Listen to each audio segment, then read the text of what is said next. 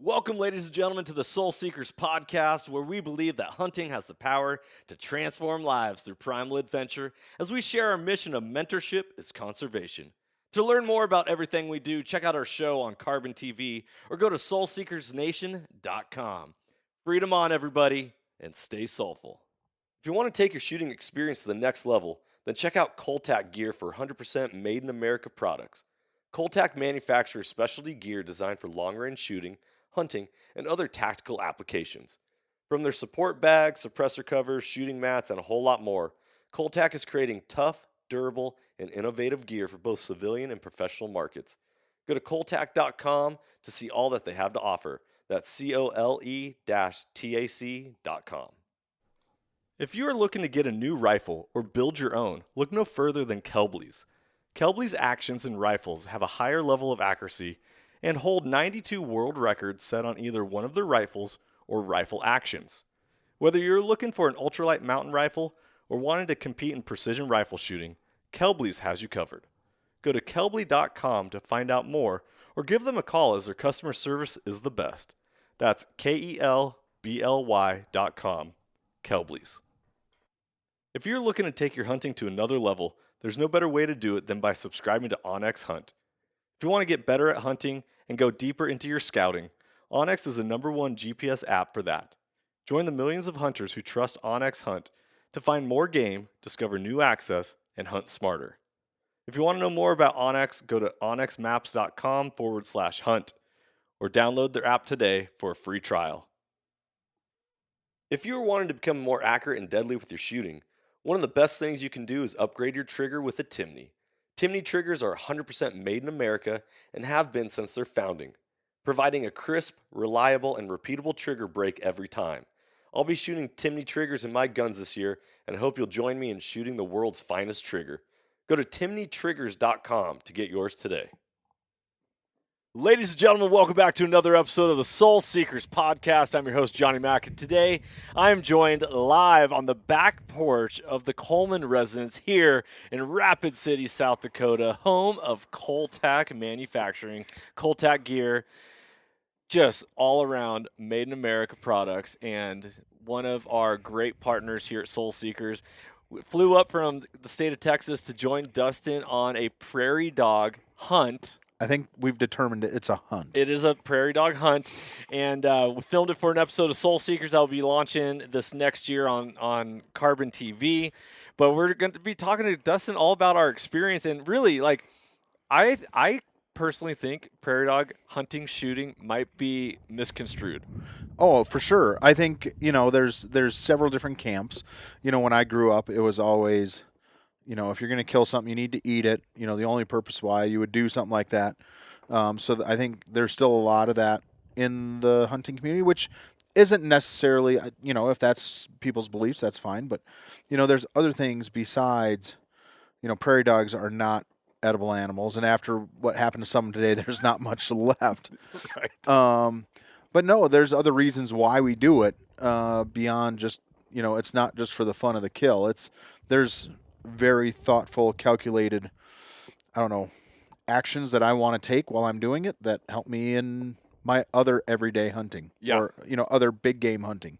Well, I mean, at the end of the day, us as hunters, us as shooters, the idea is to be the best you can be, to hone your craft, right? I don't go to my job and be like, I can't wait to be average. Right. I can't wait to just be okay. Right. Right. Or as a parent or, whatever it is, like, I can't wait to be an okay spouse. Right. Yeah. Well, and it's, when you're doing some of these other hunts, if you had to wait years, decades to pull a tag or pay thousands of dollars to go do it, and you're dealing with an animal that is, of those caliber, you owe it to them to be the best you can be and to yourself after putting all that effort and time and money into getting there just in the first place. Yeah, 100%. I will say, in my shortcomings as a hunter, I always consider myself a pretty good shot. But over the last couple of years, I had a dry spell of opportunities where I tightened a scope ring too tight, and so the tracking on my scope was off, even though it was zeroed well, and I Right. Just when I got to the field, everything went haywire. Right. Just stuff like that. And you look, and I was shooting at a bear at 350 yards. Like, that should be a layup. Right. In somebody who shoots consistently, that should be a layup. Right. Well, and that's the thing is, the more you shoot, the more confidence you get because you learn these things. And, if you're just relying on big game hunting, you get to do it once, maybe twice a year if you're lucky, Right. So the repetitions aren't there. Mm-hmm. And so, it takes forever to learn those things, where if you start finding other ways to get out and hone your craft and be the best, you get to learn it a lot faster and be more confident and be able to make those critical shots. Yeah. It was really interesting. So, being from Texas, sighting in my gun, and had a great zero, had dope, all that dialed in. I was like, I'm coming to South Dakota. It'd be nice to check zero, but at the end of the day, we're not risking a giant, mule deer tag or an elk tag or, a prairie dog.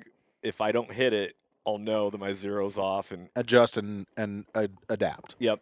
And so the elevation, the air density really played an effect on a 100-yard zero, and I didn't have to hold anything out to 250. I'd actually have to hold under if I was under 200. We should have put it on the zero just to get a velocity. I was curious because you got velocity in Texas. Yep. Yeah. So up here at this elevation, and especially where we were shooting today, that was 6,000 feet of elevation. It was like 5,800 feet. Oh, substantial difference. Substantial difference. And so to sit there and you get a bullet flying at you're at 1,000 feet, 800 feet there in Texas. Mm-hmm. And then you take it to 5,800.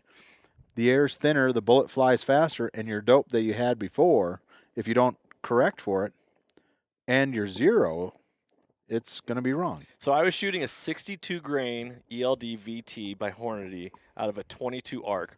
By the way, solid round. Yeah. Highly recommend it. 3130 is what my average was down in Texas. 3130. That's fast, man. That's Screaming fast. Out of an 18-inch barrel. Right. So you were zeroed out to I thought it was basically 200 yards. You were still basically zeroed.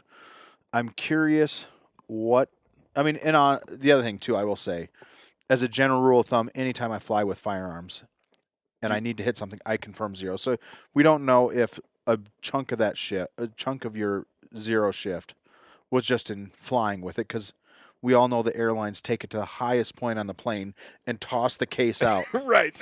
So that could have had something to do with it. Well, I didn't even really use the ballistic calculator this No. entire hunt. I was just using my reticle and holding over. But I had a 100-yard zero, and I put in 200 yards into my Hornady ballistic calculator, and it's only come up one MOA at 200 yards. Right.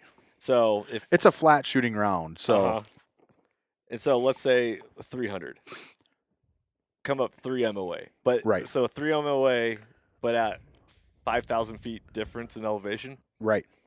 That really affected the bullet. It really does, and and both days were pretty hot, especially yesterday. It was a hot day. The air was thin. Yeah. And that bullet can fly through that pretty easy. Dude, it was so awesome. Anyway, so prairie dog hunting. Yep. Hunting. It starts out shooting. Right. Right. You roll up to a prairie dog village, and they're everywhere, and you're shooting, and then you start. After you shoot a while, then they scatter. Right. They figure out this is bad. We need to get out of here. Yeah, the boogeyman's here. Yep. And so then it is get out the binoculars, get out the spotter, and you are hunting them. Right. You're looking, glassing all over the place, and Yep. dude, Yeah. awesome. Getting into positions, making sure natural point of aim is where you need it to be, and communicating with the other people that you're with as far as, all right, look at that green sage bush, go one mound to the right, and then the hole above that one is where the prairie dog's at. And just finding things, look at the way far ridge line, the toppest peak. There was a lot of that where we were just finding ways to communicate, to walk the other people in the group into a prairie dog that you spotted. Yeah. And, it's just, And yeah. some of these are like 4 inches. The babies are just coming out now. And so the babies are tiny, Tiny. tiny, and they're kind of dumb. They haven't been shot at before. They're figuring out this world, and Yeah. and then we show up. It's like don't educate a coyote. Right. It's like don't educate a prairie dog, but it's going to take a couple shots before they realize what's going on. Right. But yeah, so I mean, you're working on all these things while you're out there, having a good time, and it's just the repetitions over and over and over again. Where, I mean, sure you can shoot steel at a range and start getting this stuff, but it's usually known distances, known. You're on a bench or on a nice area. There's no terrain. That was the other thing too. Is like, all right, we'd sit there and you'd be standing up spotting a prairie dog, and all of a sudden it's like, okay, I see where he's at. You go to lay prone because that's by far the most stable shot, and because you have a little hill in between you and them, they disappear, and it's okay. So we got to move to get to a spot where we can actually. Which made it more of a hunting. Right. Oh, it was. Yeah. I think you hit it right. Where in the beginning when you first roll up, before they realize what's going on, it's just kind of chaos. You're just, there's one, boom, there's one, boom, and you're just shooting everywhere, and everyone's just kind of going crazy. And, after it's probably 10 minutes probably, I'd say they kind of, you get all the easy picking ones that are just sitting out there. Yep. The low-hanging fruit. Right, the low-hanging fruit. And then, you sit there and, all right, we got to start glassing. We got to start looking. And, we were talking about this afternoon. It was crazy by the end of the day today. So day 2, like I could sit there and look out in the distance, even without the binoculars, and be like, okay, I see one standing up. Yes. Like your eye starts getting trained on what you're looking for. And in my early days of hunting, I would, even though I knew what a deer looked like, I'd go out into the hills or the mountains and be like, okay, what does a deer look like through binoculars? Yeah. Am I going to recognize it? And it sounds silly, but these newer hunters that go through this process, they haven't accustomed and trained their eye to spot the nuances and what an animal looks like. Right. Right. And everything in nature is horizontal or vertical. Right. Right. And so all of a sudden you're looking out and you're like, oh, there's two 45-degree angles going out opposite of each other. And you look and you're like, those are ears. Right. Right. Oh, you have a mule deer right there. You Right. know? And that was the type of stuff. And so spotting prairie dogs, like you want to get good at glassing, Yeah. go spot prairie dogs. For sure. And that's something I think I talked about that a while ago with you. Growing up in Wisconsin with deer hunting out there, I never carried a set of binoculars with me because it's 50 to 100 yards. You hear the deer before you actually shoot them. Mm-hmm. So we just don't take them because it's not a thing. When I got out here to South Dakota, it's a real thing. When you're trying to look out, you have to have a set of binos, and glassing is a skill. Mm-hmm. It's a very definite and important skill for real hunting. Yeah. I just returned from Idaho and on a bear hunt, never saw a single bear. And I was like, am I not glassing properly? Do I not remember what a bear looks like? Well, and what's crazy too with bears is they're giant black blobs. You'd think they'd stick out like sore thumbs. Those things know how to blend in, and it really makes me question like the whole camo hype thing. Yes. Like here is something that is solid, as black as you can get. You'd think, if you saw a hunter decked out head to toe in just black clothing, you'd think they're like some weird assassin or something. Like this guy's an idiot because he's not camoed up. The animals are going to see him. Yep. And then, but you look at a black bear decked out like that all the time, and they can disappear in a moment's notice. It's incredible. Yeah. It's incredible. So glassing, okay, so let's break this down real quick. Okay. Everyone who has never experienced prairie dog hunting, shooting, whatever you want to call it. Well, we took a poll, and most people said it was shooting. Yep. We had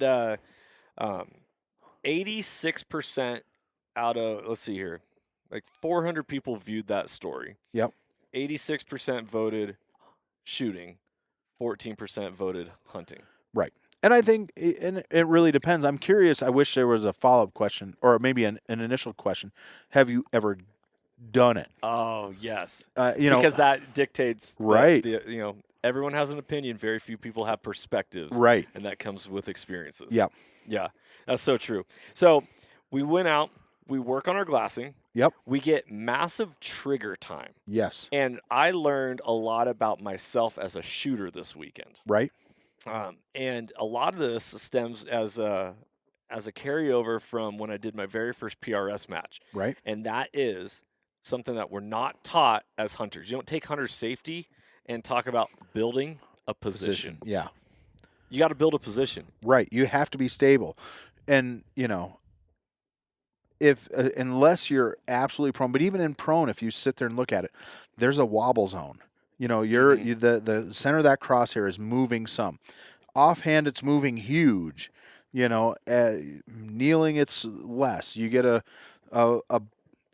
tripod to shoot off of, it's less. You get a bipod, it's less, and you're laying prone, and you can get really solid. But the whole goal is trying to reduce that wobble zone, so that way, when you finally pull the trigger, it's where you want it to go. And it all comes down to building that position, and yeah. So when you are getting in, like you spot a prairie dog, Yep, and you're like, okay, I'm going to set up for it. Are you thinking building position, or is that more of a secondary thing because you've trained yourself to be a good shooter because you shoot a lot? Well, no. So I think it's definitely, obviously the first thing that I think I see a prairie dog, the first thing that goes through my mind is, can I shoot it prone? Because it is the most stable. So, all right, am I in a position where if I go prone, I can still have a shot at it? And I will say it's a little bit different with prairie dogs too, because you're out in the open. There's no trees, there's no logs to, rest up against. So, if I'm in the woods where there's actually some sort of, thing to build a position off of, and still try to think about cover and, not being spotted. Yes, it is, its first question always is, can I shoot it prone?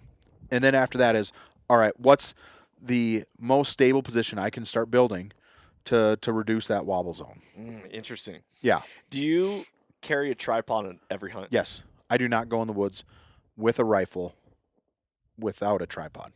Is your tripod, do you dictate weight off your tripod, or are you like, I want the most stable tripod, or I just want a tripod? So, I think, the best gun to bring to a gunfight is the one, what the best gun in a gunfight is the one you have. Yeah. So I would first say, like, if you don't have a tripod, any tripod is better than no tripod.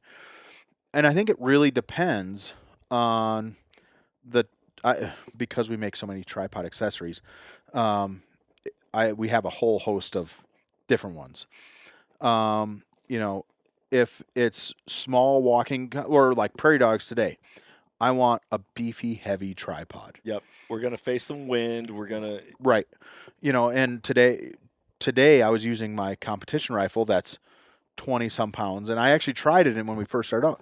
I have a really lightweight ASIAC equipment tripod, which is phenomenal. I've shot off of it with my lighter weight hunting rifles, and it does amazing. It's an incredible tripod, and it weighs next to nothing. I think it's 22 ounces. Yeah. It's tiny. And so, and I would prefer to take that when I actually have to hike out somewhere and really, worry about weight. But I took the 22-ounce tripod and put on a 22-pound rifle, and it just wasn't enough to hold it. But I'm never going to carry a 22-pound rifle on a hunt other than prairie dogs. Right.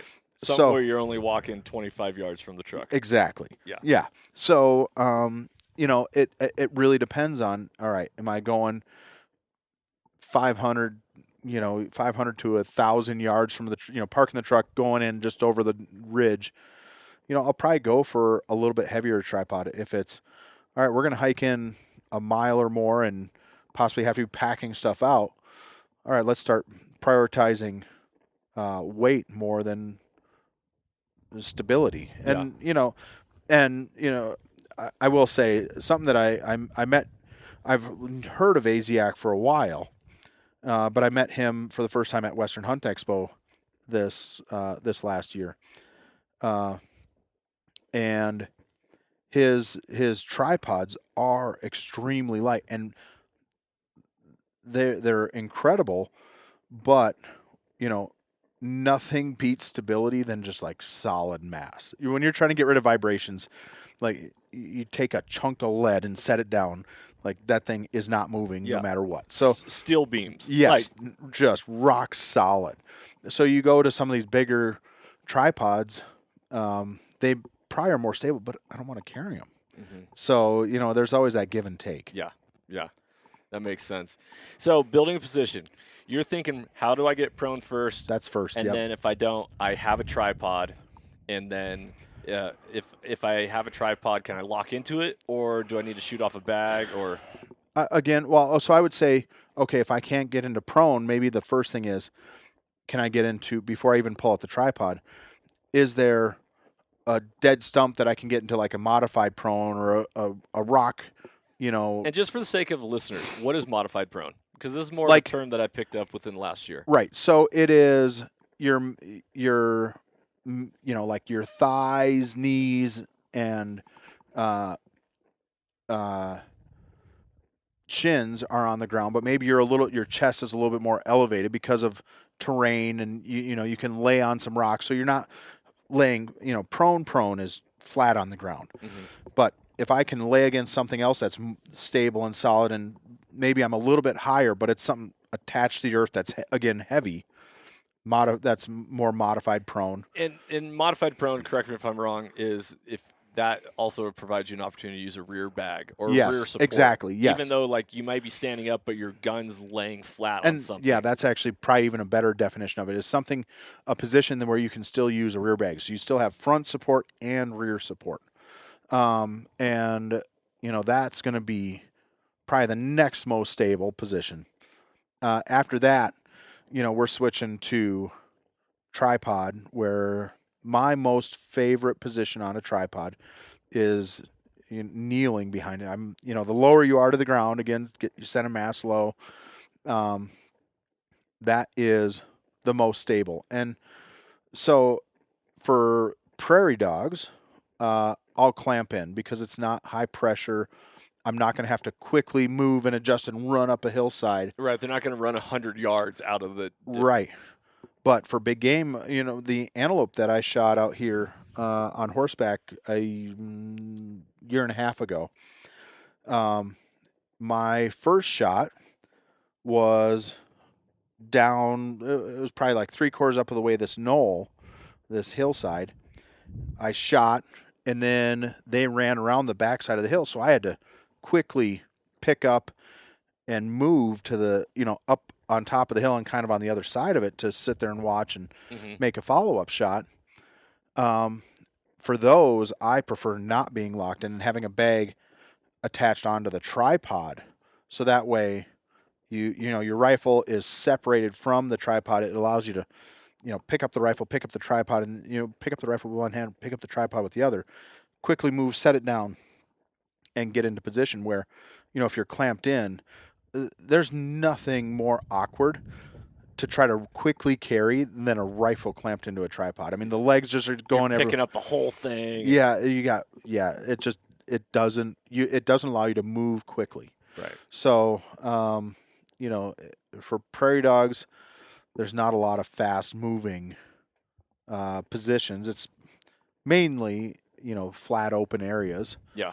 Where with big game stuff, you may have to move quick, to either, before the shot, they all of a sudden start going off on a different direction. It's like, oh crap, I thought they were going to go left, but instead they're going right. All right, I got to move and get in front of this, this clump of trees, so that way when they come out, I can take a shot. So when movement is of concern, I don't want to clamp in, and with all the tripods, I really, really, really recommend anybody don't get the ones where you're clamping in on like the a saddle.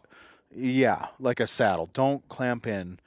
It's slow. It's so again, if it's prairie dogs and you're just sitting there all day, it works just fine. Mm-hmm. Get something that if you're going to clamp in, it clamps in on a rail, so at least you can quickly flip a lever, quickly unscrew a knob, and get out. Yeah. Or be able to attach a bag directly to the head of the tripod and not have to clamp in and squeeze on the sides. Interesting. Yeah, I'm not a fan of saddles at all. Okay.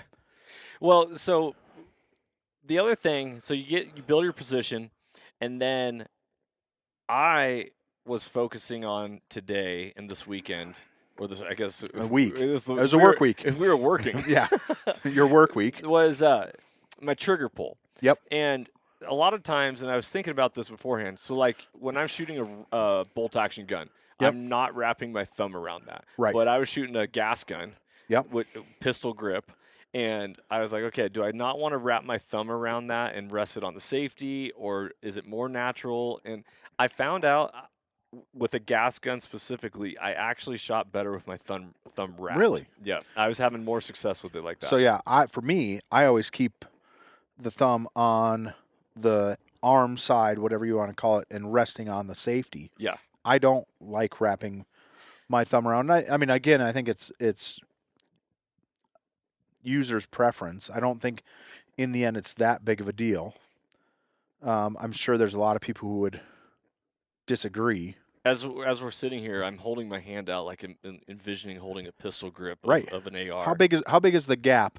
Well, but when you hold your hand naturally, how big is the gap in between your thumb and your hands? If you just relax everything, not big enough to get a pistol grip in there.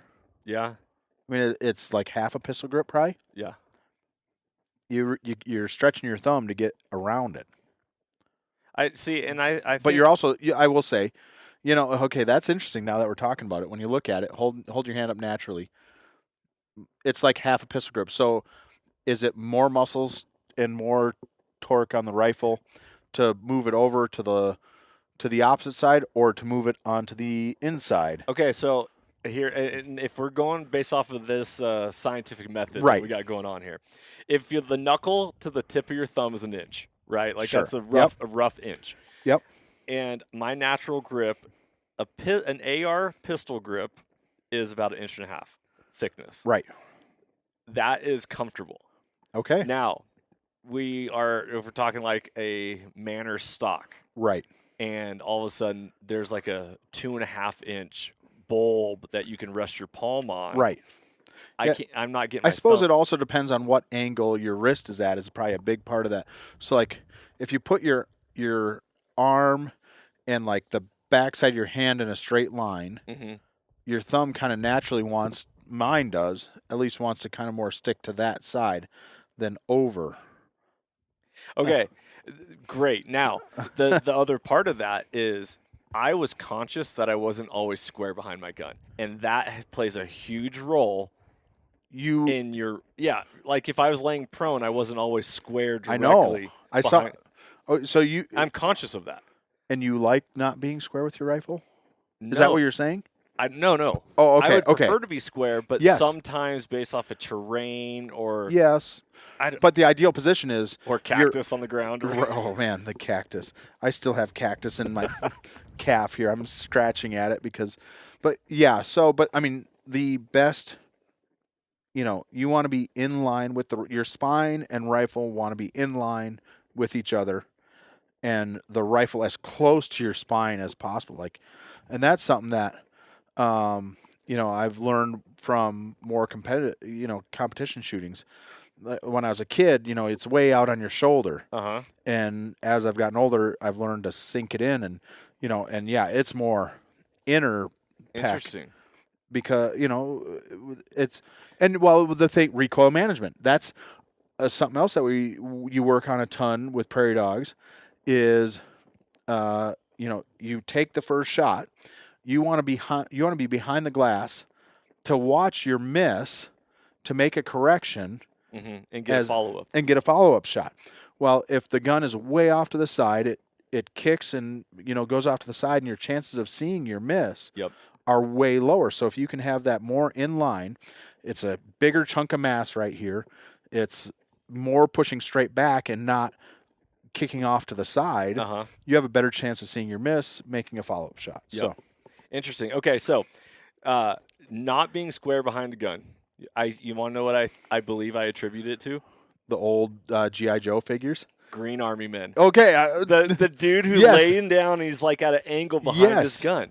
Well, and I think that was kind of the standard with the military forever ago. And that was something, I will say, where I really learned it was, if you guys have it, they have them all over the country, Project Appleseed. Never heard of it. Oh, my goodness. Project Appleseed. It's a really cool weekend-long course where they teach marksmanship. Mm. And the big thing that they're always pushing is natural point of aim. You want to have as few muscles trying to fight against this rifle. So, the big thing that they would be doing is, all right, stand where you think you need to be standing, close your eyes, and point the rifle at the target. There'd be, targets downrange. And then they have you sit there for a bit. And then they're like, all right, relax all your muscles and open your eyes. And usually, when you first start, because you want to be all crooked, just because of G.I. Joe or, Green Army Men, all of a sudden you open your eyes and it's like, oh, I'm way pointing off to the side. And like, your muscles aren't trying to fight the rifle anymore. Interesting. And so they teach you like, all right, you move, if you're standing and, freehand, you move your back foot left and right to aim horizontally, and you move it forward and back to aim vertically. Like they're teaching you to move your feet with aiming. Really? Yes. And then same thing with kneeling and prone. They teach kind of those same principles. Like, all right, kind of close your eyes, get the rifle comfortable with where you're at, or get the rifle comfortable with your body. And that's how you if your rifle is not on the target, move your body to get it in line with the target. So big shout out to Project Appleseed. It was something that was kind of eye opening. They also do a big thing with like Revolutionary War history. Oh, okay. You with your kids. It's a cool father son like weekend extravaganza, and they have a test at the end where you can be a marksman and you have to pass a test. And you just do it with 22s. It's a ton of fun. Yes. Sweet. They have them all over the country. Okay, so and this is why prairie dog hunting shooting is awesome, because it's low stress. Right. So I was able to build a position. Yep. Be aware that I'm not necessarily straight behind my gun, whether it's cactus or terrain or, it just is what it is. Right. And then at the same time, I'm not in a rush to get through my trigger. Right. Trigger press or trigger pull? Trigger pull. It's a pull. You pull and follow through. But I'm going to challenge you. Or I'm going to ask you, I guess. So no stress at any time during the last 2 days. Did you ever try to like envision the prairie dog being a trophy bull elk? No. Oh, I did that. Like I did that multiple times just to like try to build some, like internally. I'm like, all right, there's a big fat prairie dog out, or usually it's the little ones because they're more challenging, but there's this big trophy bull, and like try to just like mentally get in that headspace of like going after something big just to try to induce some stress. So I'm trying to a little bit trying to get numb to it or be able to work through it. And I like control that buck fever. Control the buck, and I know it's a freaking prairie dog. We're not changing anything, but mentally I would sit there and big bull elk, 287 yards up, 1.4. Let's go. Yeah. And I kind of had that like thing multiple times over the couple days where I thought through that and used that as again kind of the training for big game hunting. Mm-hmm. Okay, I don't want to throw too much shade right here. But Cole-TAC is all, made in America. Right? Like, hoorah, made in America, baby. You shoot mills. You're Oh man, you got me there. You got me there. I don't know how to even respond. I'm really bad at math, and counting to 10 is easy. Like maybe that's what it is. Instead of we got to go up 2 3/4. Like what? And as an American, a proud American, I will say the metric system makes so much more sense.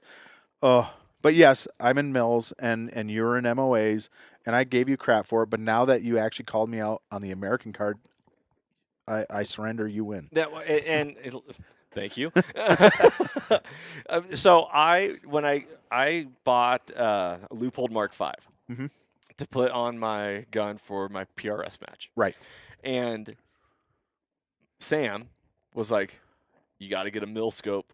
And I'm like, "I don't want a mill scope. I shoot everything MOA." He goes, "You want a mill scope because everyone's going to be talking in mills, and if you hear them say, oh, up 2/10 or up 2 or to the right 4, or you're going to want to know and be able to adjust off that." And I was like, "Oh, fine, okay." So my very first stage on my PRS match, it was 0, because I was thinking MOA, and I dialed my scope for MOA, not Oh, mills. no. And so I got very first match, the very first stage. I'm with the owner of the range is in our group. You had your ballistics calculator set to MOA, but your scope is in mils? No, I had my ballistic. I don't know what was going on. Okay. Like, But you got the two mixed up. yes, and so I'm sitting there. The guy who is a Golden Bullet Award winner for NRL 22 was in my group and all this stuff, and I'm just like, miss. They're like, I don't even know where you're hitting. It's so bad. Yep. And so I had this moment of like, dude, I really thought I was a better shooter. It gets in your head. Yes, shooting is a head game. 100%. Hunting's a head game. Yes. And I will say, I think everything, because the pressure is so different on an animal, like all those head game moments get amplified in a hunt. Yes. I've waited 365 days for this one opportunity, right. or I've waited 9 years to draw this tag. Right. I flew here. My gun flew, all the way here. I checked my zero the day before, but, we drove in the truck and it was a really bumpy road. Like, did it shift? My suppressor was a little bit loose, so I had to tighten it back down. I have a phobia. I will never shoot a rifle. And there's a lot of really good rifle companies that claim, or suppressor companies that claim that it's not a big deal. If I take a suppressor off and put it back on, I always recheck zero. Really? I won't do it. I just, like, in my head. So, like, oh crap, it was halfway loose, so I cocked it back on. Well, I might be 2/10 left now. And so shout out to Huxworks. This is why Yeah. I shoot Huxworks, because my first can was a Silencer Co. Omega, and it, righty tighty, lefty loosey. Well, that that bullet comes out, twists into the right, and so it naturally unscrews that suppressor at the end. Yep. And I was shooting one day, and my suppressor went woo downrange. Bazooka. Yes. Yep. I was like, what the heck? And so when I got connected with Huxworks, and they're like, yeah, we thread opposite intentionally. So Right. as you're shooting, it's tightening. Yes. Until all of a sudden you forget that, and you go to take the suppressor off, and you're reefing on it, lefty loosey. You just keep reefing on it, and then you grab this, the strap wrench where you're, Yep. and you just smoke it down even tighter, and then it's stuck there forever. I've done that maybe once. I will say Magnum cartridges with my Huxworks suppressor, and I took it out to the range and shooting steel at hundreds of yards, and I was like, I was shooting. Yep. The Magnum cartridges tighten that suppressor down So tight. so tight. I got it to a point where I had to put it in a barrel vise. Yeah. And then, The other thing, did you wait till it was cool? yes. So it took me like a week later to. Right. So one trick that people do with suppressors, if it's locked on after something like that, go shoot 4 or 5 rounds, and usually just that heating of it Right. will sit there and you Yeah. can get a little bit more oomph out of it. Interesting. Yeah. So, okay. What were we talking about? The head game. The head game, yes. So, I had head game moments the last 2 days. Yeah. And I shared them with you. Yeah. Oh, yeah. And I was like, dude, I think my gun's off zero. I don't know what's going on because I'm missing. Right. And I don't know why I'm missing. And then all of a sudden it's like, no, I'm on. Yeah. And I nail 6 in a row. And Right. I'm like, just wipe out a whole family. still got it, baby. Like, let's Yeah. go. Right. And so, yeah, but I feel like as one question comes up about, and gets in your head, it just spirals into, all right, are my rings tight? Is my action tight? Oh gosh, that's right. I forgot to adjust the temperature of my dope calculations. Like all those things, they just start spiraling in your head, and it's like, I suck at this. I quit. I'm going to knit a sweater. Did you have any head game issues the last 2 days? The win today, I will say, played with me quite a bit. Mm. So yesterday, dead calm. It was perfect. There was not a breeze, and in South Dakota that doesn't happen. Yeah. Like it was dead calm. So, I account for a little bit of spin drift when you're going way out there. But then today it was howling. And it was more gusty, I would say. It wasn't consistent. Right. So you'd sit there and you thought, okay, I'm good. Look at the calculator. I kind of know what I need to hold. And a lot of it, too, is kind of off memory. Okay, 300 yards, 15-mile-an-hour wind. I know what I need to do. But I think the big thing with prairie dogs is you're shooting such a wide array of angles to the wind. So at one moment, you'd have the windows that are back. The windows that are back. The next, you're at like 15 degrees, which isn't as big of a deal. And next, it's just a direct side crosswind. And so, like, you're trying to do this. For me, trying to take that into account. And there was a couple shots where I'm like, I thought I was looking at it right. And I started questioning if my gun was zeroed. And did that. And then the other thing too, so today I brought out my competition. And that was a head game too. And this is why I won't shoot another match with that barrel. I know that barrel is about at its life. I'm pretty good in that. I've shot it's a 6 Creedmoor. This is the last time I'm doing 6 Creedmoor. But I know about how long those barrels last. Mm-hmm. And I'm right at that hairy edge of like it's going to die. And so today some of those shots where I was shooting low, I was missing low, and I'm like, oh gosh, this is it. Like, and I don't know. I didn't have the chronograph stuck up to it, but like I'd shoot and hit low.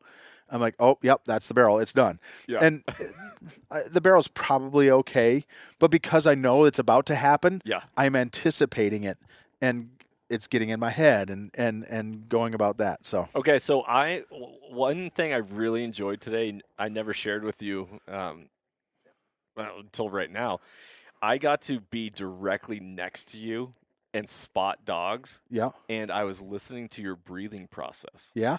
And so I was like, oh, he's concentrating on his breathing on his shots. Right. So do you have a shooting process?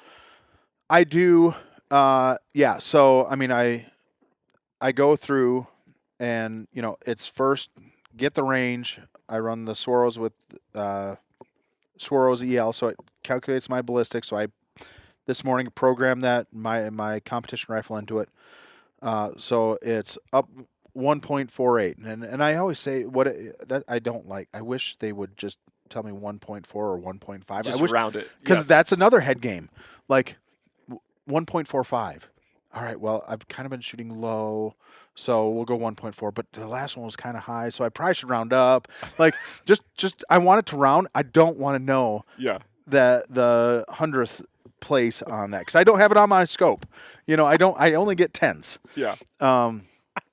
That I hate that. I hate that 1.4 the 0.4 to 0.6. Those 3 hundredths play head games with me. Yes. And I question which way I should go with it. Yeah. So I sit there and, all right, dial.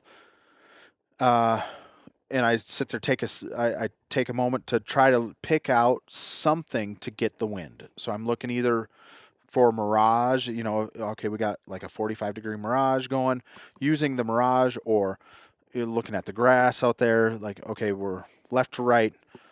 How hard is it? And then I add in spin drift, depending on how far out it is.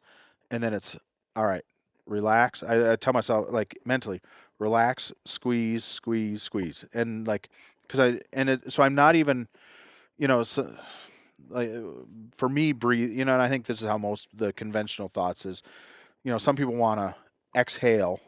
And then that was going to be my next question. Right. Are you shooting on the exhale, or are you holding your breath? It's natural. Like, my lungs are in a natural state of neither full nor empty. I don't want any more stress in that. So it's more exhale and then just kind of stop. So I'm not necessarily holding my breath, but I'm not intentionally exhaling to empty out my lungs. Yeah. Get it to just a state of relaxation. And and then squeeze, squeeze, squeeze, squeeze. Yeah. Interesting. Well, the wind was an interesting thing today because I am not accustomed. I haven't trained myself to think about wind yet. Yep. That's a thing. Like I don't think it's about it. It's a real I'm thinking thing. My target, my target, my target, my target. Do you think about spin drift? A couple times. Okay. So, and this is where I didn't know my bullet was a pretty flat shooting bullet. Yeah, very. So, how much spin drift was I really getting at 300? Spin drift at 300 isn't a big deal ever. And when we were shooting at 600, Right. It starts getting real. then I started holding now MOA scope, Yep. not a mil scope. Right. American scope. America. So when I was at 600, what was the longest hit that I had? It was like 625. It was impressive. It was that was yesterday, 625, and I'm like, my goodness, on a thing that's not much bigger than a Coke bottle. Yes. It was prone though. Yep.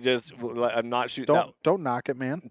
No, like, let's go, baby. I'm patting myself on the shoulder.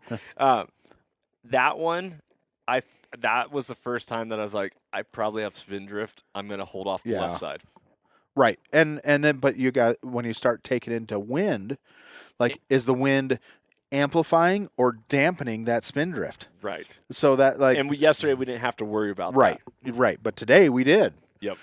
So today I didn't really think about spin drift. Now we weren't really. I think furthest was out at 400. Was much close. Well, except for that first time when we were shooting like way. I shot at some 700-yard dogs and I got close, but I didn't hit them. Yeah, just dust clouds. Right. We were it was mortar rounds, and because why not? Right.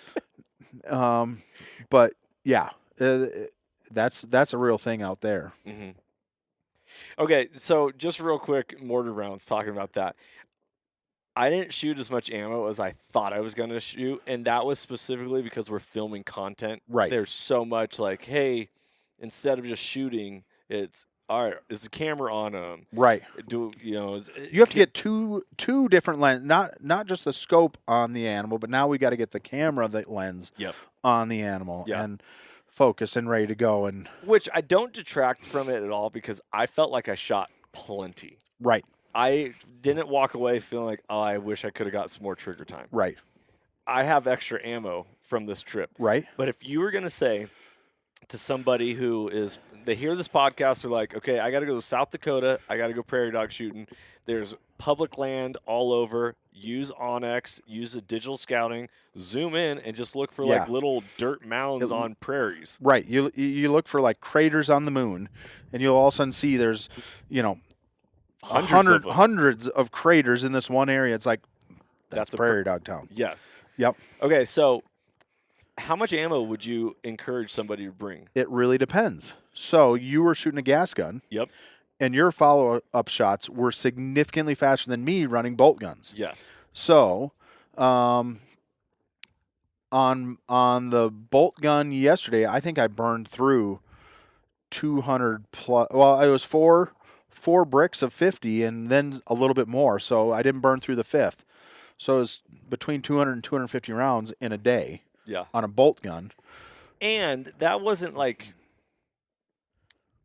a full day. Like no. We were out there a long time. 10 o'clock. We by the time we drove quite a ways, and some of it was just because the weather here in Rapid City was kind of crummy. So it's like, let's get further out of town. Where south of town it was sitting pretty good, and let's go there.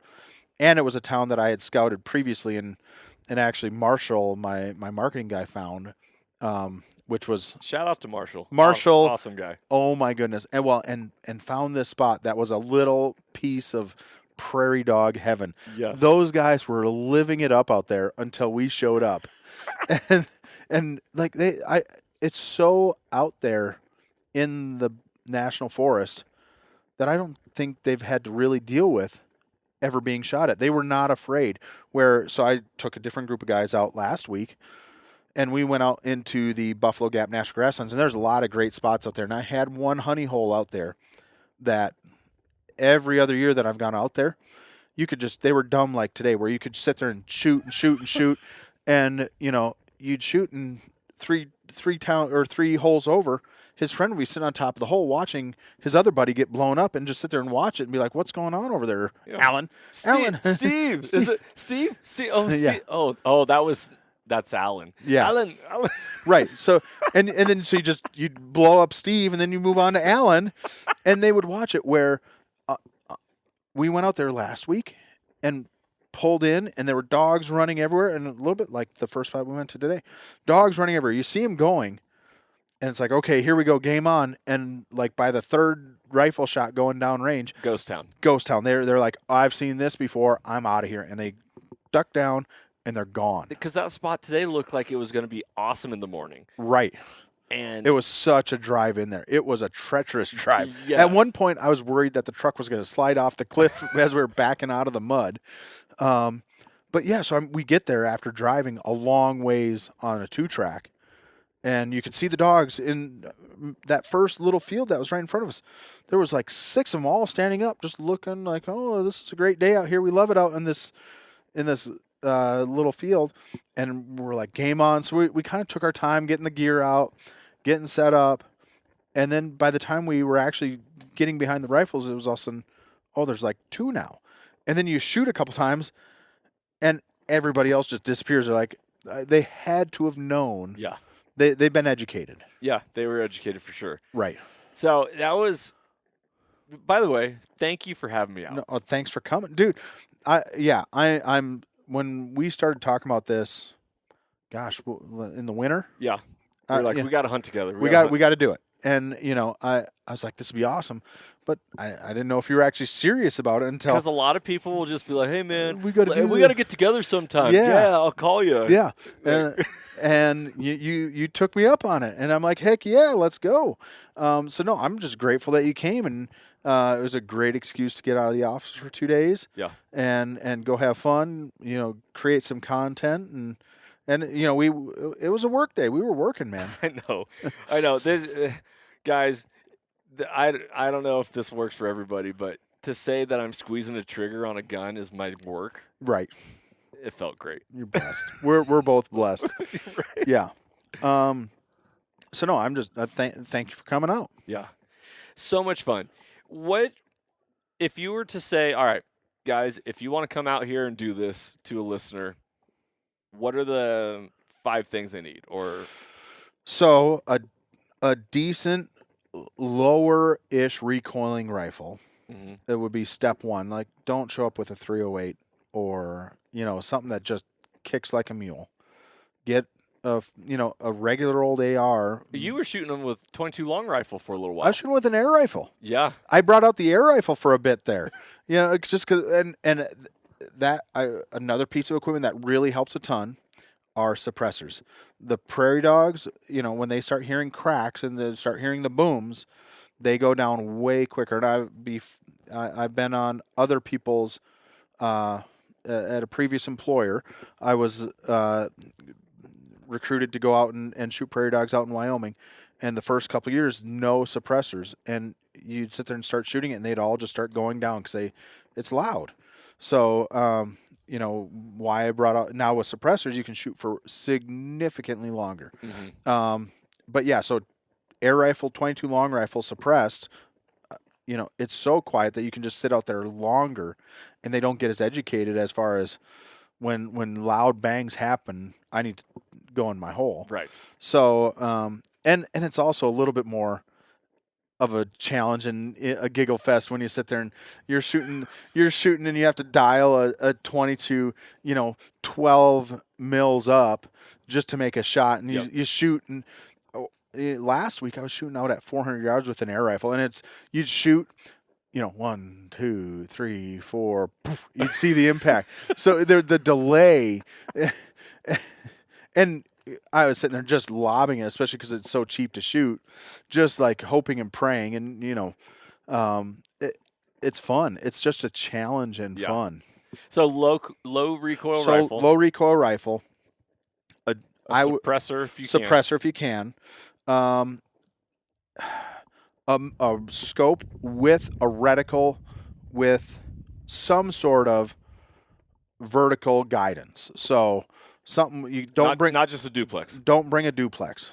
You got to have something that tells you how to hold over, because or a scope that you can dial easily. Or a scope that you could dial easily, but that takes time and right. And most of the time, did you find yourself dialing a lot? No, I Right. dialed one time and I was like, this is ridiculous. And I just started holding over. Right. Yeah. You start figuring out what your holdover is, and you do that.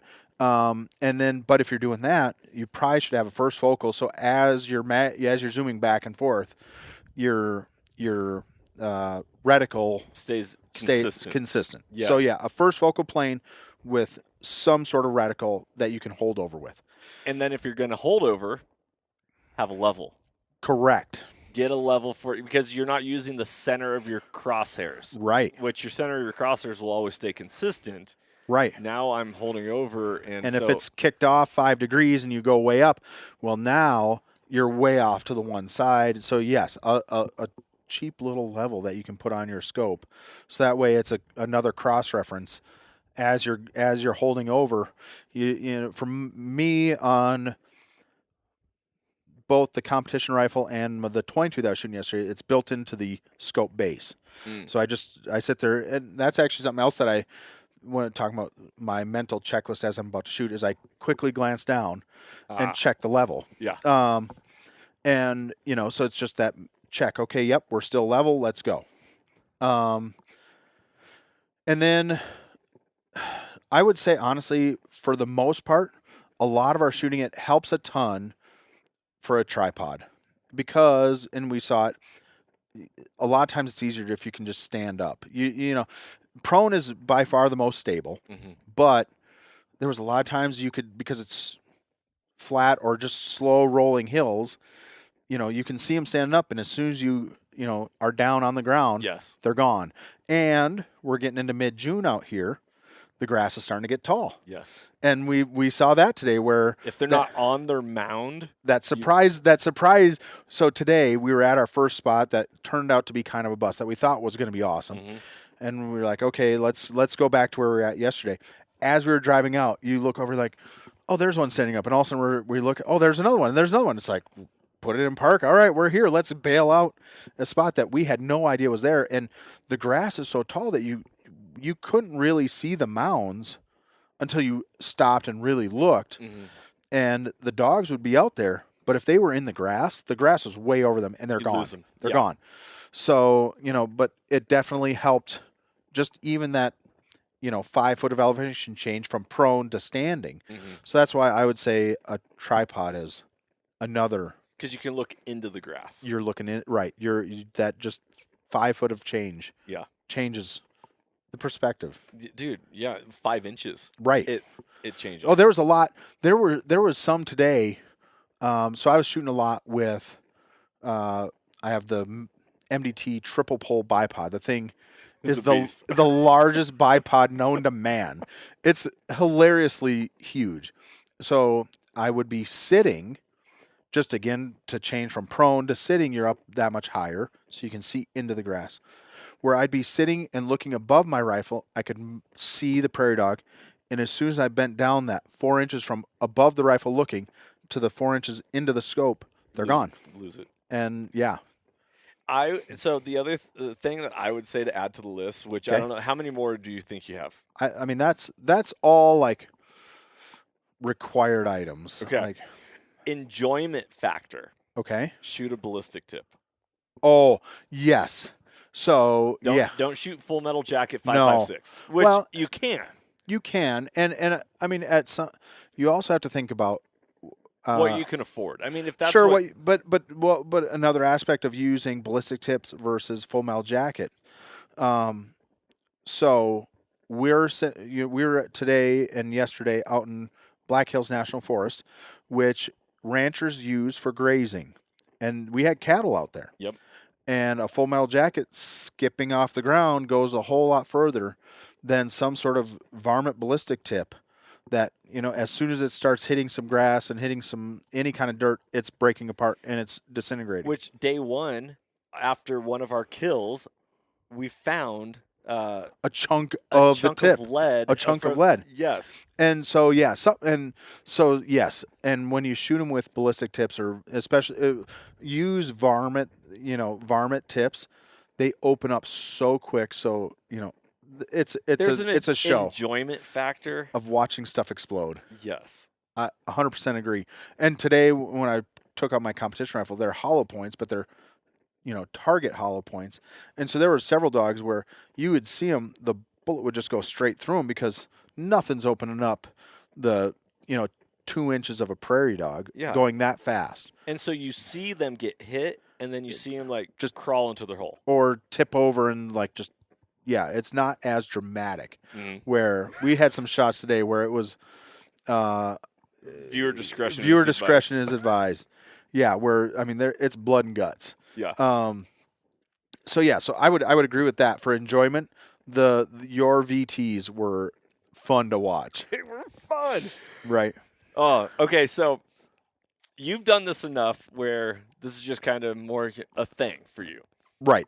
I come up here and I'm like, dude, I'm going on my first real prairie dog hunt. I've shot at a couple prairie dogs before, but it wasn't a prairie dog hunt. A sanctioned or organized. Yep. It was, hey, there's some prairie dogs. Let's take a couple shots at them, Right. Whatever. But so here you are, you're doing this. This is something that you do. Yep. And you're with other people. Yep. At any point, you're like, how is this guy going to perform? How is he going to shoot?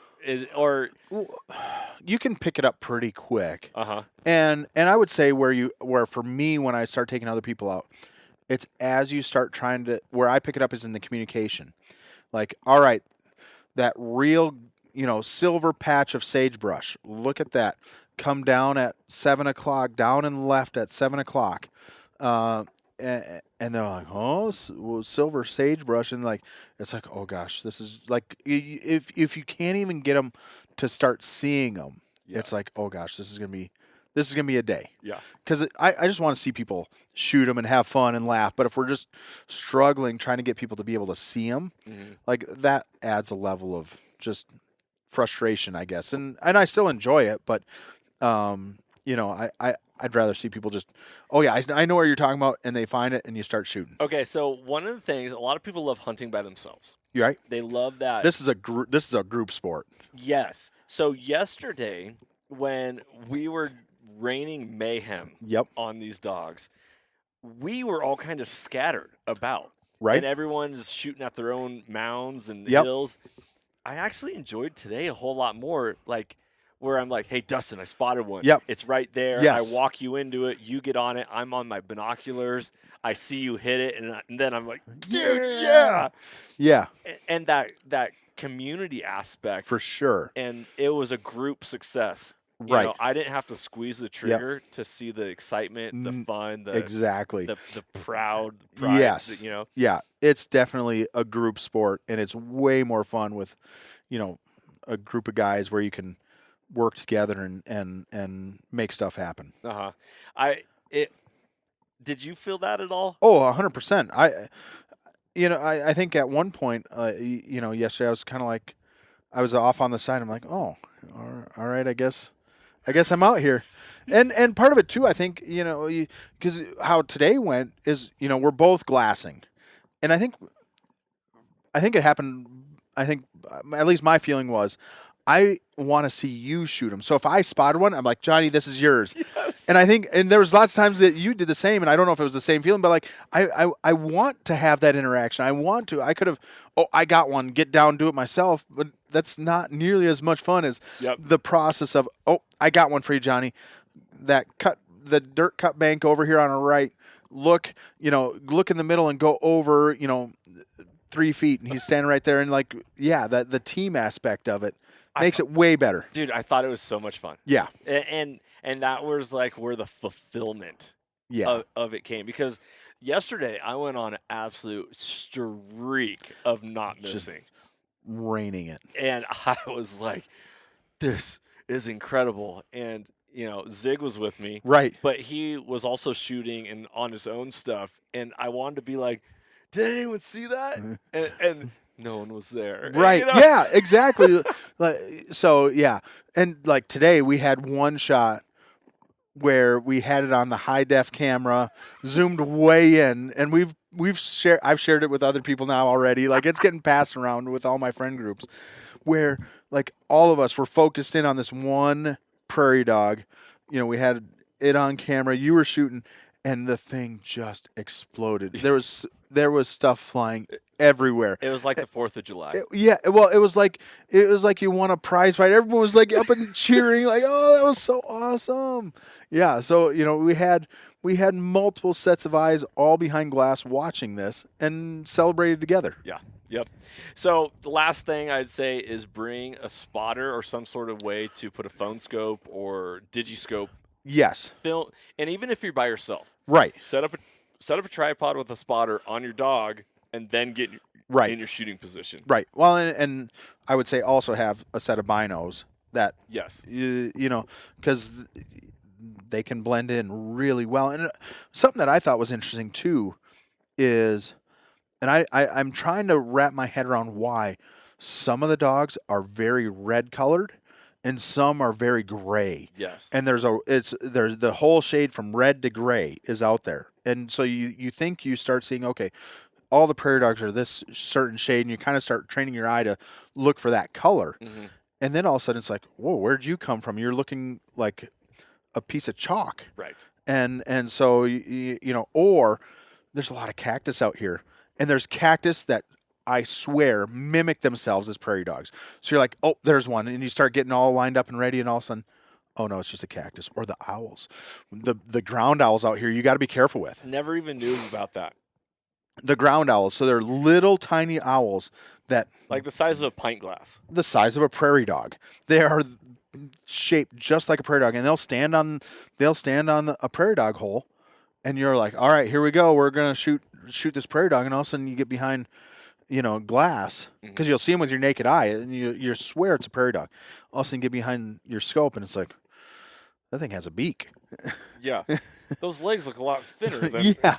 All of a sudden, yeah, it's floating, and then next thing you know, it's flying away. It's like, okay, good Yep. thing we didn't pull that trigger. So a good set of binos that you can kind of Yeah. rangefinder. I mean, but Okay. I would say But that's more like if you're going to go hunting, you kind of have that stuff already. right. Yeah.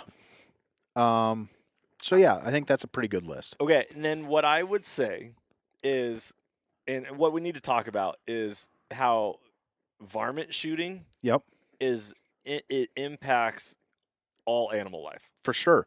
And that's something, again, kind of going back to, everybody says, well, or not everybody. There's how I was brought up, and what a lot of people still have is, if you kill it, you need to eat it. Mm-hmm.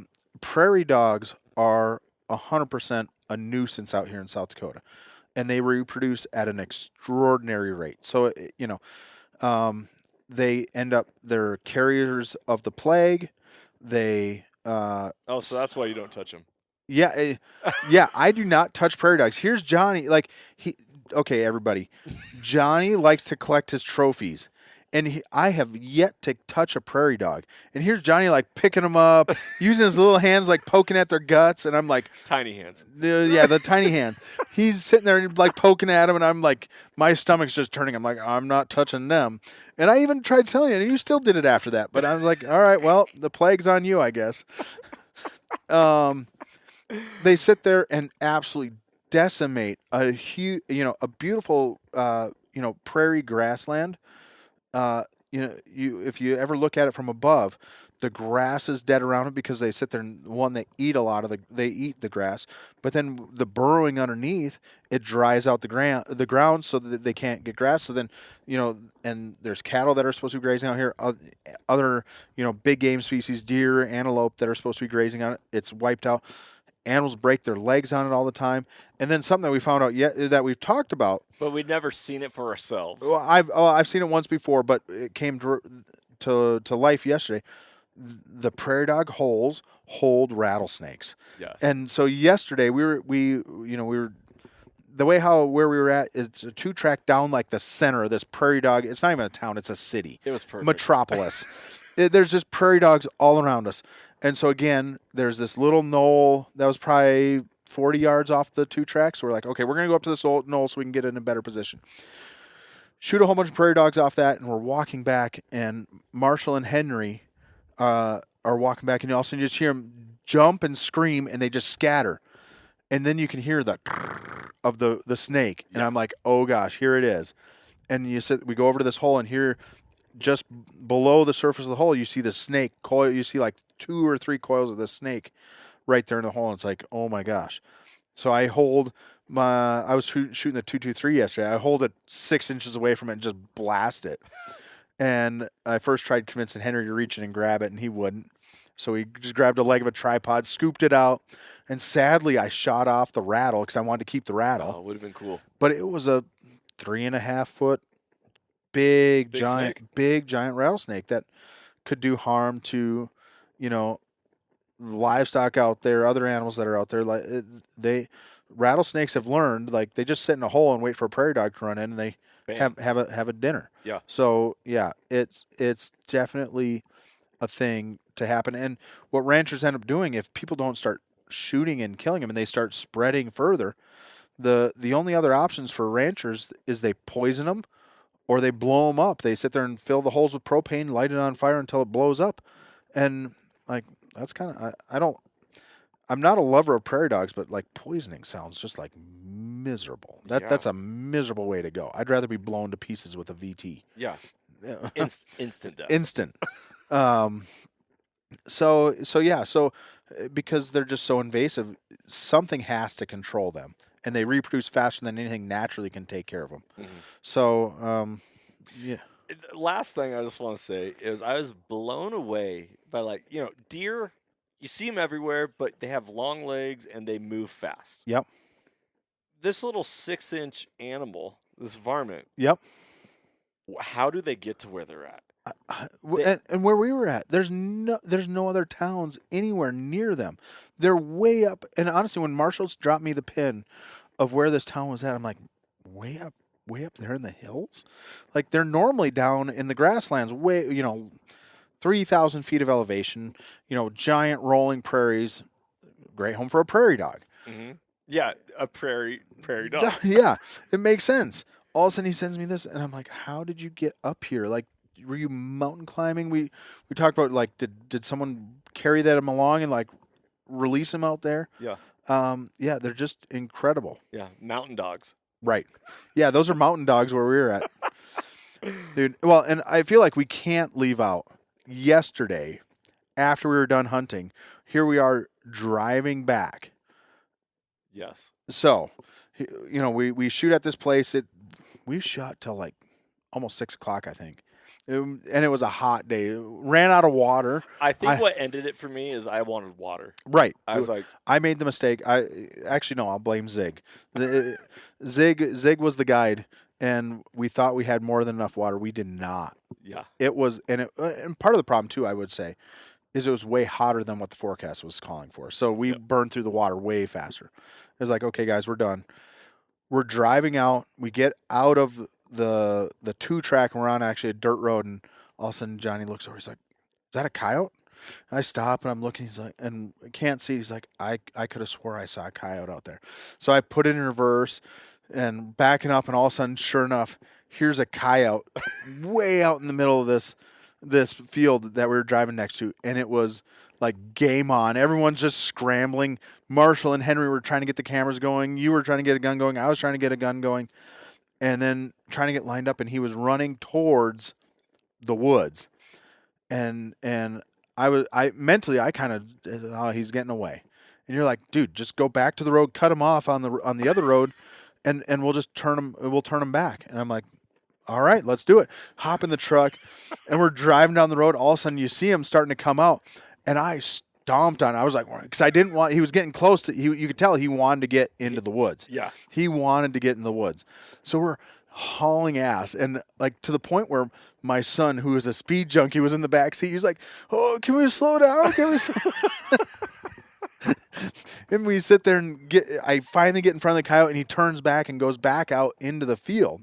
We all pile out, and we're trying to get set up, and he disappears. Mm-hmm. He's gone. Yeah. And we're watching. All of a sudden, way on the far side of the field, I think you were the first one. Oh, there he is on the far side in the green. It's 628, and I'm like, I'm shooting a 223. I'm like, 6 mils over his head, send it. And by then, he already knew that he was had. Oh, yeah. So he was only like 20 yards from the truck when he came out. Right. When he came out and was trying to cross the road, and I was going 80 on a dirt road, he was like, oh, gosh, this isn't a game anymore. Oh, I love so, it. Okay, yeah. so last thing, I recommend always put it in your bino harness. Keep a predator call. We talked about that today. I'm going from here on out. I'm doing that because they're Yep. so small. Yeah, whether it's a small little hand call or diaphragm. Right. Because you can, you can change maybe the dynamic of a hunt. All of a sudden, if it's like, okay, nothing's happening, but there's a couple coyotes out here, and make it fun and exciting. Well, so I don't know how many bodies hit the floor yesterday.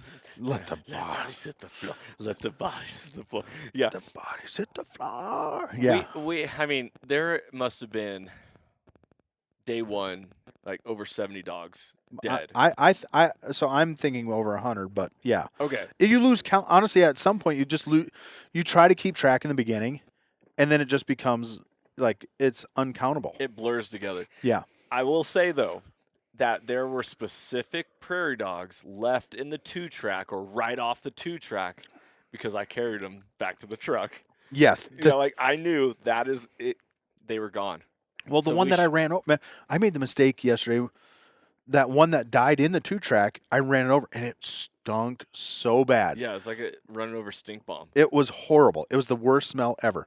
Today, there were bodies everywhere from yesterday, all gone. Yeah.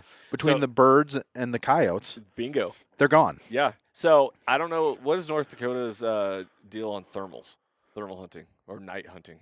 Where are you at right now?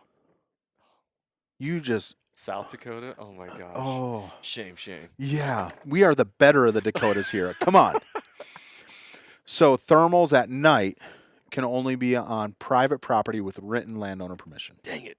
Because if you combined a thermal hunt with prairie dogs and then you were... I've got spots if you want to do it where private land that you could sit there, we could get written landowner permission to shoot prairie dogs all day and then come back at like 10 o'clock at night and start calling in coyotes, and there's carcasses everywhere. Dude, that would be incredible. It'd be fun. I've got 2 different spots right off the top of my head. I know where we could do it. Okay. Because it's like, I mean, you got to take a nap at some point. Right. But you're here to hunt. Right. Let's do it. Sleep's for losers. I love it. Dude, brother, I love touring the factory today. Yeah. Awesome what you got going on. Everything that you've built. And I didn't realize, like, you started in New Hampshire. Right. Moved to Rapid City. Grown your business. Serious gear for serious shooters. Yep. And you're just doing it. You're living the American dream. It's awesome. Yeah, nightmares can be dreams too. No. You're sleeping. Right. No, it's honestly, we are truly blessed. And, South Dakota has been a really good move for us. We've really grown our team substantially coming out here. Mm-hmm. It's a great place to recruit employees, both locally and from out of the area, because it's just a gorgeous area. Rapid City is like America's best kept secret. Well, we don't want to tell too many people. So Rapid City sucks. No one moves here. No one moves here. It's this little slice. When most people think of South Dakota, they think of flat, gross farmland. Mm-hmm. They do. And my wife would agree with that. Like when we first said, hey, when I asked her, like, you want to move to South Dakota? She'd only been to the east side of the state. She's like, no way. It's gross and ugly. And then we got her out here to this side. And we have, what I like about Rapid City especially is it's on the edge of the Black Hills. So when you're in Rapid City, if you want to see prairie, flat grassland, it's 10 minutes outside town. If you want to see mountains, it's 20 minutes up into the hills. If you want densely wooded forest, the hills, there's a section where it's just thick forest. If you want surface of Mars, the Badlands are 45 minutes away, where it's just so diverse that whatever you're in the mood for, it's, as far as nature goes, it's out here. Yeah. I'm a huge fan. I'm pivoting here for a second. I'm a huge fan of Timney triggers because they take user feedback. Right. Hey, what trigger do you want to see next? And, if they get a bunch of requests, can you make a trigger for this gun? They'll start figuring out if, they can make a at-home, user-serviceable trigger that doesn't require a ton of tools. They'll do it. Well, and a trigger, I will say, is a very easy upgrade for a factory rifle and there's a lot of factory rifles that have really good triggers. There's also a lot that They're horrible. they can be improved. Yes, that's right. Staying on the positive side of things. Right, I love it. they can be improved, and Timney does a good job of improving those triggers. Yeah. And it really does help when, as you're squeeze, it breaks nice and clean every single time, and you're not fighting through like a couple different like gritty stops in the pull. Yes. You can just hear it grinding. Uh-huh. So yeah. With that being said, I love Timney. They're American made. Yep. Arizona, right? Yep, Arizona. And they have on their website open to, their consumers, hey, what do you want to see next? One thing I thought of is for Cole-TAC, have you guys opened that up to innovation of feedback of like, hey, what do you guys want to have from Cole-TAC? Right. So yes, I would say we take a lot of feedback from very specific groups. Mm-hmm. One thing that's hard with just taking general, like people look at us as a sewing manufacturer. And so sometimes we get oddball requests that are. So Timney Triggers is competing against trigger manufacturers that are mainly all in the U.S. We're competing against sewing manufacturing in Asia, which it's two different. Like people have no idea the differences in manufacturing costs between U.S. made and Asian made sewing prices. It is night and day difference. So we'll sit there. Well, you need to make, the same as this high end expensive hunting pack that's imported from Vietnam, but just do it cheaper. And that's something that is hard. I think the general public is so skewed with what is feasible pricing wise for U.S. sewing. So it's hard because we get a lot of. So we have not done that. Mainly, I would say we get a lot of feedback on our webs or through our. There's a contact us page, and we get a lot of requests for different types of products. And it's like I would love to do it, but I know what it would take to manufacture. You're not going to like that price point. You're not going to like that price point. I would love to do it. It sounds like an awesome project. I'd have so much fun prototyping and developing it. No one's going to buy it because there's a version from Asia that's 30% the cost of ours. Mm-hmm. And it's just so that I wish we were as niched down as something like triggers. Right. And so it's just different. That makes sense. But yeah, we were really active. I would say our social media comments, we do take a lot of internal feedback, there's internal discussions, a lot of them, as far as like, all right, we have a ton of people asking for this, we have a ton of people asking for that, and then we sit there and we're like, okay, is it a feasible option? And is it possible? And we've had stuff developed from those types of comments. So. But putting it on the website, I've not looked at that section of Timney's website, but it'd be a neat, section. Is it just their general contact us page, or is it like a page dedicated to new products? Yeah, and you have to kind of search for it a little bit, but it's there. And I mean, I'm always open to feedback. And we take a ton of feedback, but I would say the one hard thing is it's a whole different animal than what people are used to when it comes to sewing manufacturing. Yeah, that makes sense. Well, brother, I really appreciate you hosting Soul Seekers up here. I'm excited to put this episode together for season 6. It's going to be awesome. All you listeners, we currently have 2 episodes out on Carbon TV. You watched it last night, actually. Yes, that was so fun. We were sitting there watching episode 1 of season 5 and got through with it. And all of a sudden it was like, play episode 2, and Johnny's like, oh, it must be after midnight. And I look, it's like 12:03. It's like, okay, well, it's episode 2, let's go. Yeah. So go check out those episodes. They're deer episodes. One's a rifle hunt in Nebraska for whitetail, and one is archery hunt in Texas for whitetail. But it's just fun. Go check it out. It's fun content to watch. It's on Carbon TV. You can download the app. It's free, always on, always free. Download it on your phone. Go to carbontv.com. Apple TV, Roku, Fire Stick, Chrome, whatever. Yep. So, but brother, love it. Love what you got going on. Love your family.